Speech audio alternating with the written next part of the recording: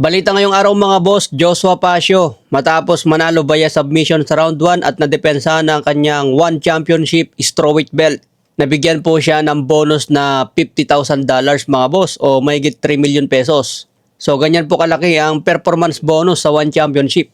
Sa ibang banda, weigh-in ni Conor McGregor tumimbang ng 170.5 pounds. Samantala si Max Holloway tumimbang ng 170 pounds. Parehas magandang kondisyon ng dalawa at nangako na magbibigay sila ng suwabeng bakbakan ngayong linggo. Ayon sa latest odds, sobrang dehado pa rin si Conor McGregor.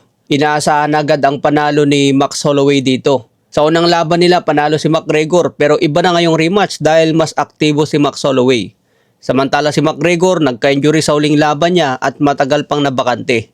Kaya dehado pagdating sa odds. Pero kung makasilat naman si McGregor dito at manalo siya, malaki pang panalo sa kanya. Sa iba pang balita, pambansang kamao Manny Pacquiao inimbitahan sa Moscow, Russia bilang special na bisita sa official weigh-in ni Murat Gassiev versus Peter Kadiru. Si Manny Pacquiao nga po ang humawak sa WBA na paglalabanan ng dalawa.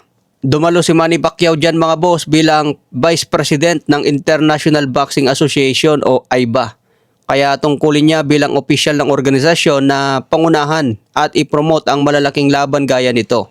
So ayan mga boss ang naging papel ni pambansang kamao Manny Pacquiao dyan. Wala siyang hawak na boksingero pero dahil siya ay Vice President ng AIBA, kaya nandyan po siya sa Russia ngayon. Sa ngayon wala pang malinaw kung sino ang next fight para kay pambansang kamao.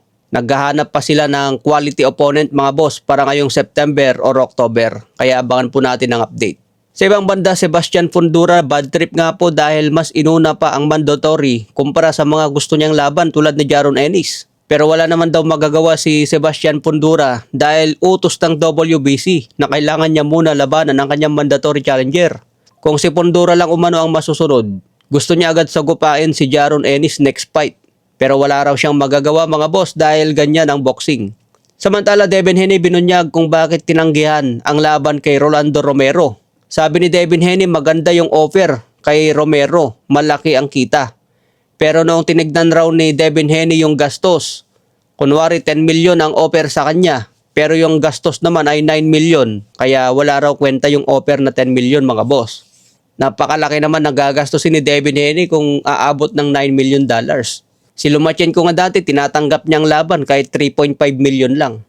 Eto 10 million hindi pa raw sapat kay Devin Haney. So ang gusto siguro ni Devin Haney abot ng 20 million o 15 million ang offer sa kanya. Kaya pala sinabi ni Rolando Romero, inopera nila si Devin Haney pero tumanggi.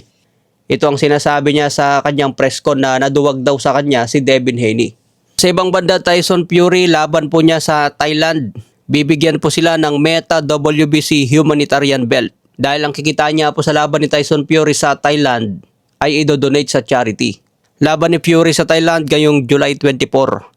Makakatapat niya ang veteranong Polish heavyweight boxer na si Mariusz Wach.